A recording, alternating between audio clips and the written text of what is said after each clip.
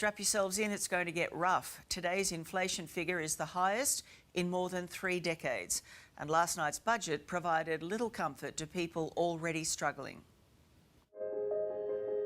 Sorry, I get a bit emotional, but it's okay. I've never been on the poor side of life until now.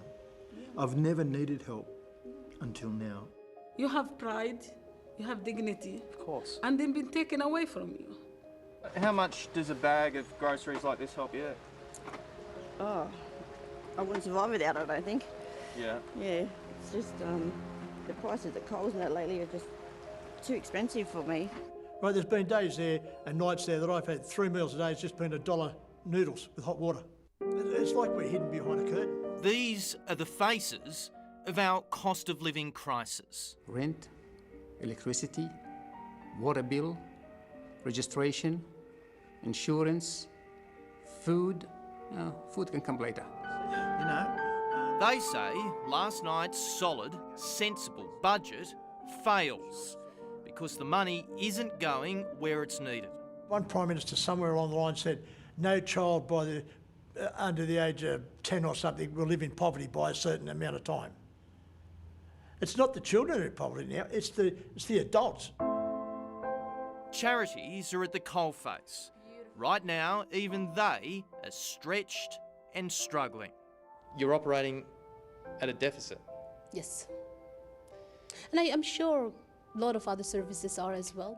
Calls for more support have reverberated from the largest charity to the smallest. We know it's going to get harder, so shying away from that is not the answer right now. So what happens to the likes of Paul when even the help needs helping? we don't like to have to beg, but we do. This 71-year-old pensioner is a former deputy mayor of Campbelltown in Sydney's southwest. Well, I'm a single guy. I'm divorced and it's difficult. Electricity this month was $378. Wow. When you think about that from your pension point of view, that's half your pension gone. In this room, he's not alone. Do you feel left behind? Yes. As a matter of fact, not left behind, stay way back, and we'll think of you later on. A bout of bad health left Hani and his wife Katie with little money, and they had no choice but to move in with their son and his family. I went to buy meat and I looked at them, how's the price? I take a selfie and send it to my son. That's what you're supposed to eat tonight. Sorry. I have to tell them that to my grandchildren. I could not afford them if they want to. They turned to Call for help, a community-based charity which provides, among other things, groceries. What would you do without that help?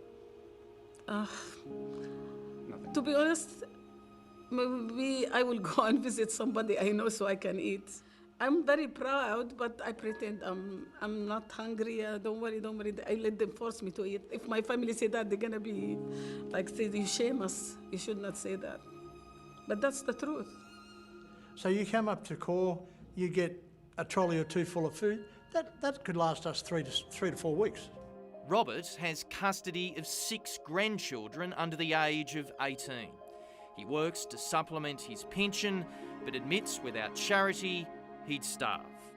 The governments should be, they should be front of house with these organisations, saying, what do you need? Can we help you?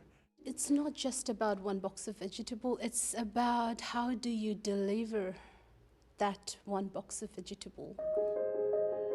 Sharma is one of Core's workers. She says it operates in parts at a deficit. We receive various streams of funding from federal, state, and local levels. It's not enough.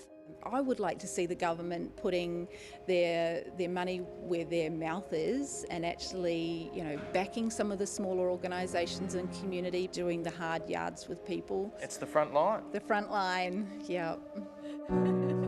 Anglicare's Teresa Clark invited us to see its community pantry. If you can save us a bit of money on the grocery, it's good, you know what I mean? Is this place better than Coles and Woolies or what? Yes, price-wise, yeah. You get a bag full of stuff here. You pay a $12 donation and fill a bag with groceries. What are you most looking forward to in your bag? The TV snacks. The TV snacks. Yeah, those Vicky ones. Oh yeah. They're Vicky. Yummy. 73-year-old pensioner Maureen and her daughter Sharon have been coming every fortnight for the past 2 years. Everything's going up $1. It's just all adds up, and this helps a lot. Every time you turn around, you've got your hand in your pocket. It's hard for the government to sort of help everybody in every way they need, but yes, it's a good idea, and they should do it. They're queuing in the rain, not deterred by that. So it's really great to see that we're hitting a need in the community. They'd love to expand the service, but money is holding them back. How much does the federal government contribute to it? To the mobile pantry, nothing. I'd like to see any one of the government officials come and live in our houses and live on our wages for 1 month, just for a month. 1 week. Well, a week, yeah. Do you think they'd be able to survive the way you guys live? No. No way. No way in the world. How are they going to drink They the come beer down and out of their whiskey ivory and wine? Yeah, they come out of their ivory towers and have to live in a 3-bedroom brick home in the suburbs. They wouldn't survive. Core help you so much. It's up to us now, the people that are being helped, to help them. Restaurants have had a tough few years with lockdowns and staff shortages.